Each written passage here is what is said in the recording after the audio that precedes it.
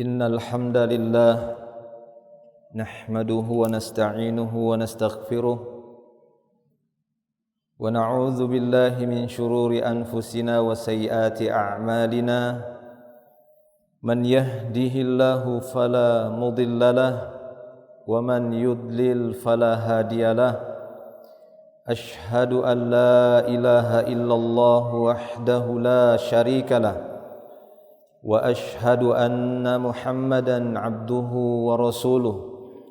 Allahumma salli wa sallim ala Rasulillah nabiyina Muhammadin sallallahu alaihi wasallam wa ala alihi wa ashabihi wa man tabi'ahum bi ihsanin ila yaumiddin. Wa qala Allah ta'ala يا أيها الذين آمنوا اتقوا الله حق تقاته ولا تموتن إلا وأنتم مسلمون أما بعد فإن أصدق الحديث كتاب الله وخير الهدي هدي محمد صلى الله عليه وسلم وشر الأمور محدثاتها وكل محدثة بدعة وكل بدعة ضلالة wa kullu dhalalatin finnar. Ma'asyiral muslimin, ikhwani fid din rahimani Allah wa iyyakum ajma'in. Usi nafsi wa iyyakum bittaqwallah. Fattaqullah la'allakum tuflihun. Saudara-saudaraku kaum muslimin yang dimuliakan Allah Subhanahu wa taala, segala puji hanya milik Allah tabaraka wa taala. Kita memujinya dan bersyukur kepadanya. Salawat dan salam kita tujukan untuk Nabi kita Nabi Muhammad sallallahu alaihi wasallam. Saya mewasiatkan kepada diri saya pribadi dan kepada para jamaah untuk senantiasa menjaga ketakwaan dimanapun kita berada. Bertakwalah kepada Allah, niscaya kita akan beruntung. Kaum muslimin yang dimuliakan Allah Subhanahu wa taala, bahwa di antara tingginya ketakwaan seorang hamba benar-benar patuh dan taat kepada Allah. As-sam'u wa ta'ah, mendengar dan mentaati apapun yang datang dari Allah Subhanahu wa taala. Baik itu berupa perintah-perintah ataupun larangan. Dan tidak mengedepankan hawa nafsu. Terkadang seorang hamba lebih mendahulukan hawa nafsunya, sehingga ketika perintah Allah Ta'ala datang kepadanya ataupun larangan Allah Ta'ala datang kepadanya, maka dia berusaha untuk membantahnya dengan berbagai macam alasan agar dia sesuai dengan hawa nafsunya. Maka ketahuilah, ketaatan itu dengan mentaati wahyu, baik itu berupa Al-Quran ataupun hadis Rasulullah sallallahu alaihi wasallam. Adapun mentaati nafsu, ini bukan ketaatan, tapi justru ini menjadikan sesuatu tandingan bagi Allah Subhanahu wa taala.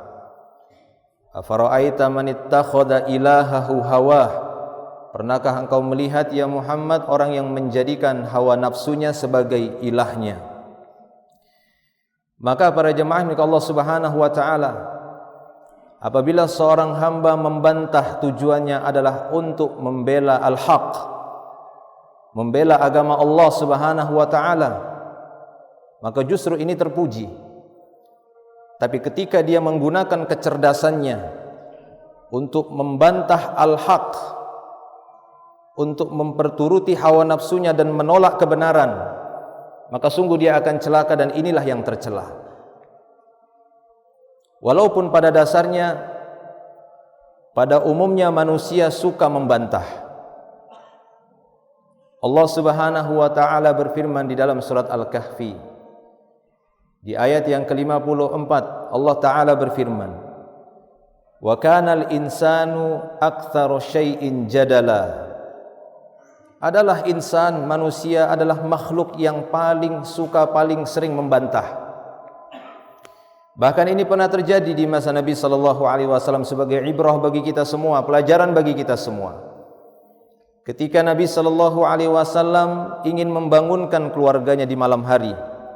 Di antara kebiasaan beliau membangunkan keluarganya di malam hari untuk qiyamul lail. Beliau pun mendatangi rumah anak perempuannya Fatimah bersama suaminya Ali bin Abi Thalib. Seraya beliau berkata, "Ala tusallun?"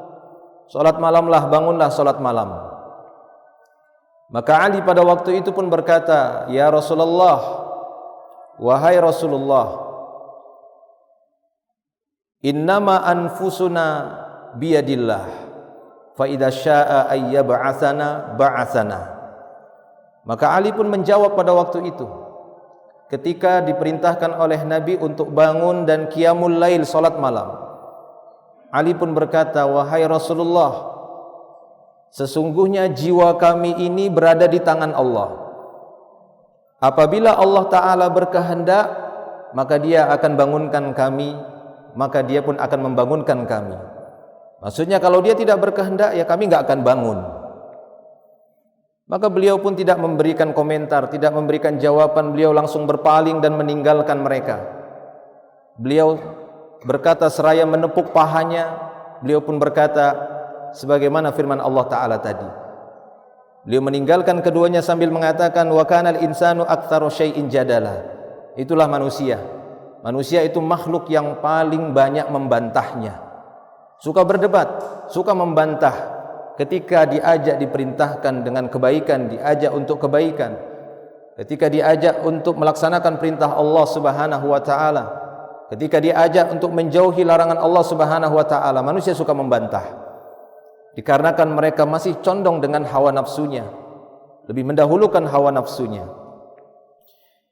Kita bisa melihat satu contoh sosok manusia yang tercatat dalam sejarah manusia, bahkan merupakan di antara para nabi yang banyak dipuji oleh Allah Subhanahu wa taala, yang dijuluki Khalilur Rahman, kekasihnya Allah, kekasihnya Ar-Rahman. Dialah Nabi Ibrahim alaihi salam. Kita tidak ragukan lagi kecerdasan yang dimiliki oleh Nabi Ibrahim, kelihayan beliau di dalam membantah dan berdebat, ini tidak diragukan lagi. Seorang raja pun takluk dengan debatan Nabi Ibrahim alaihissalam. Namrud, kaumnya, ayahnya Azar, demikian juga kaumnya yang masih menyembah berhala, yang pada waktu itu dia hancurkan berhala itu. Kemudian dia debat kaumnya bahwasanya yang menghancurkan berhala-berhala ini adalah berhala yang paling besar. Kalau tidak percaya, tanya yang paling besar. Maka mereka pun terdiam, tidak bisa membantah Nabi Ibrahim alaihissalam. Namun walaupun demikian, ketika Nabi Ibrahim memiliki kecerdasan, diplomatis dan pintar di dalam berdebat dan membantah, tapi tatkala berhadapan dengan perintah Allah, dia tinggalkan kecerdasannya, dia tinggalkan kejeniusannya, dia tinggalkan kepintarannya dan kehebatan akalnya, lebih tunduk kepada perintah Allah, as-sam'u wa ta'ah, dia dengar dan taat. Ketika wahyu Allah Ta'ala datang kepadanya, memerintahkan dengan suatu pekerjaan yang sangat berat, yang sekiranya manusia pada waktu itu menerima perintah itu, maka secara umum manusia akan membantahnya. Dia diperintah untuk menyembelih anaknya, padahal Nabi Ibrahim adalah seorang yang pintar berdebat, pintar membantah. Telah banyak dibantahnya, kaumnya dibantahnya, tidak bisa mengalahkan debatnya. Tapi ketika dia bertemu dengan perintah Allah Subhanahu wa taala, dia pun tunduk dan taat kepada Allah, walaupun perintah itu sangat berat baginya. Anak yang sangat dia cintai, yang dia nanti begitu lama, ketika sudah sampai pada tingkat dewasa, Allah Ta'ala mewahyukan kepadanya melalui mimpinya, karena mimpi para nabi wahyu. Allah mewahyukan kepadanya untuk menyembelih anaknya.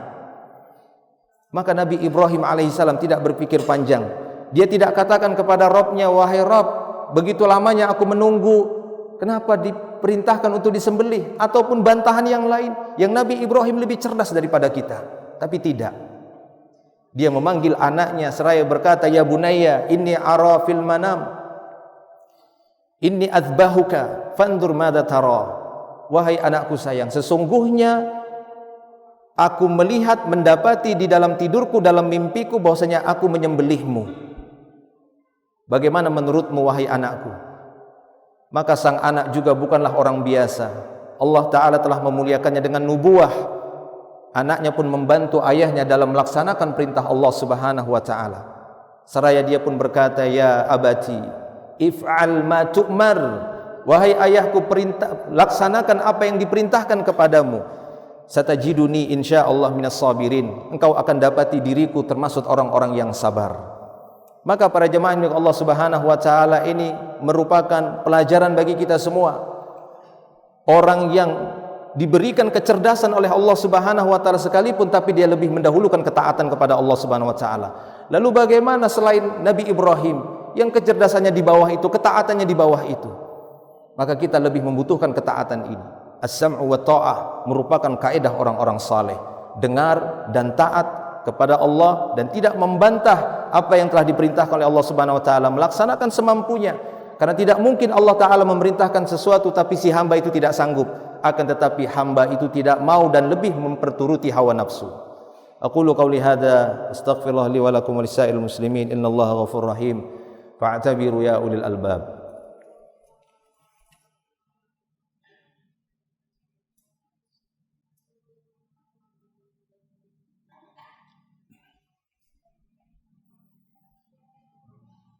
Alhamdulillahi rabbil alamin, wassalatu wassalamu ala ashrafil anbiya'i wal mursalin nabiyina Muhammadin sallallahu alaihi wasallam wa ala alihi wa ashabihi wa man tabi'ahum bi ihsanin ila yaumiddin, amma ba'd. Ma'asyiral muslimin rahimani Allah wa iyyakum ajma'in. Di antara hal yang sering terjadi di tengah-tengah kaum muslimin dari dulu dan itu terjadi sampai saat ini, yakni saling berbantah-bantahan dalam perkara beberapa pilihan yang semua pilihan itu ada kebaikan di dalamnya dan didukung oleh dalil-dalilnya di dalam Islam, di dalam Al-Quran ataupun sunnah Rasulullah sallallahu alaihi wasallam. Dan telah terjadi dari orang-orang sebelum kita, dari orang-orang saleh sebelum kita, para salafus saleh dan para ulamanya. Dan ini banyak terjadi di tengah-tengah kaum muslimin. Perbedaan pandangan di kalangan para ulama. Di antara mereka memilih sebuah pendapat, sebuah pilihan yang A, ada yang memilih B, ada yang memilih C, ada yang memilih D. Tapi lihatlah di antara kita, memperpanjang debat untuk perkara-perkara yang di dalamnya ada pilihan, ada kebaikan. Dari 4 pilihan, 5 pilihan, 6 pilihan, bahkan lebih dari itu. Oleh karena itu Nabi SAW memberikan solusi kepada kita agar kita mendapatkan kebaikan dan janji dari Allah Subhanahu wa Ta'ala, sebuah rumah bahkan istana di surga Allah Subhanahu wa Ta'ala bagi orang-orang yang meninggalkan perdebatan walaupun dia mengetahui dia di posisi yang benar. Nabi sallallahu alaihi wasallam bersabda, ana za'imun bi baitin fi rabadil jannah liman tarakal mira wa in kana muhiqqa. Kata beliau sallallahu alaihi wasallam, aku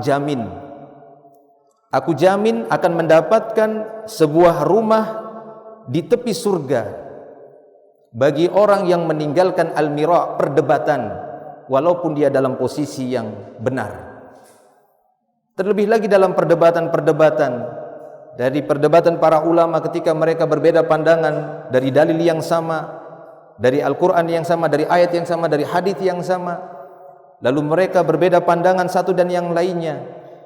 Maka silahkan kita memilih salah satu dari pendapat yang kita anggap paling rajih, paling kuat, tapi tidak perlu memperpanjang debat sehingga menyebabkan perselisihan dan perpecahan. Kecuali pada perkara yang telah jelas pilihannya antara hak dan batil, maka tidak ada toleransi bagi kita melainkan memilih yang hak, yang itu sudah disepakati oleh seluruh para ulama. Jika di sana ada pilihan, maka kita pun berlapang dada atas hal tersebut. Kemudian meninggalkan perdebatan tadi. Tujuannya apa? Moga-moga kita mendapatkan janji dari hadis tadi. Kita diberikan sebuah rumah di surga dikarenakan kita meninggalkan perdebatan yang mana padanya masing-masing berpotensi ataupun memiliki celah untuk mendapatkan pendapat yang benar ataupun posisi yang benar. Semoga Allah Subhanahu wa Ta'ala senantiasa membimbing kita dan menjadikan kita hamba-hambanya yang benar-benar bertakwa dan taat kepada Allah Subhanahu wa Ta'ala. Allahumma salli ala Muhammad wa ala ali Muhammad kama sallaita ala Ibrahim wa ala ali Ibrahim innaka Hamidun Majid. Allahumma barik ala Muhammad wa ala ali Muhammad kama barakta ala Ibrahim wa ala ali Ibrahim innaka Hamidun Majid. Allahumma ighfir lana walil muslimin wal muslimat wal mu'minin wal mu'minat al ahya'i minhum wal amwat innaka antal ghafurur rahim.